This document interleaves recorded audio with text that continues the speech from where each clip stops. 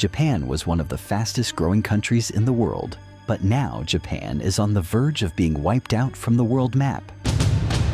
Schools and hospitals are being shut down in Japan. Japanese people think getting married is just an extra hassle. Many feel that raising children is expensive.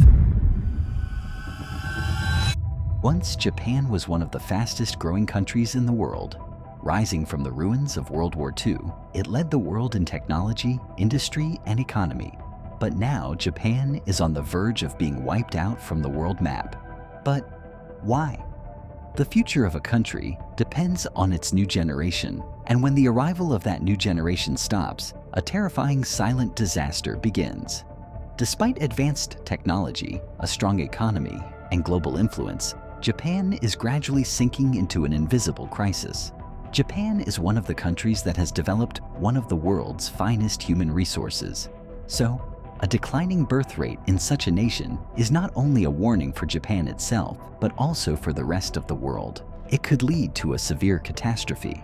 According to reports by Japan-based English weekly Nikkei Asia and US news outlet CNN, the country's birth rate has dropped below 700,000 for the first time in history in 2024. According to government data, a total of 686,001 babies were born in Japan in 2024. That's 41,227 fewer than the previous year. Since record-keeping began in 1899, this is the lowest birth rate to date. According to the World Bank, Japan has the second highest elderly population in the world, with the small state of Monaco holding the top position. Japanese Prime Minister Shigeru Ishiba has described this situation as a silent emergency. He has pledged to implement family-friendly policies to increase the birth rate, including the introduction of more flexible working hours. The concern lies in two directions.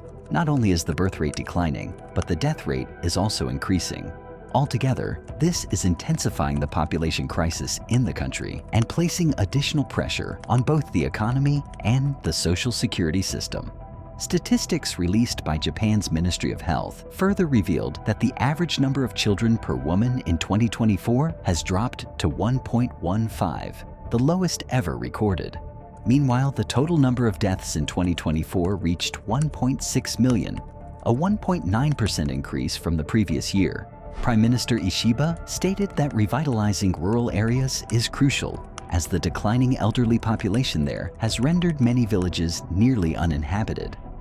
According to data from the Ministry of Internal Affairs, in over 20,000 communities across Japan, the majority of residents are aged 65 or older. Japan, a country with a population of 123 million, is currently facing a severe labor shortage. This crisis is believed to stem from both an aging population and strict immigration policies. Although the number of marriages in Japan has slightly increased, the country still holds one of the world's lowest birth rates. For the first time since the COVID-19 pandemic, marriage numbers have shown a slight rise, yet they remain below 500,000, making it the second lowest figure since the end of World War II.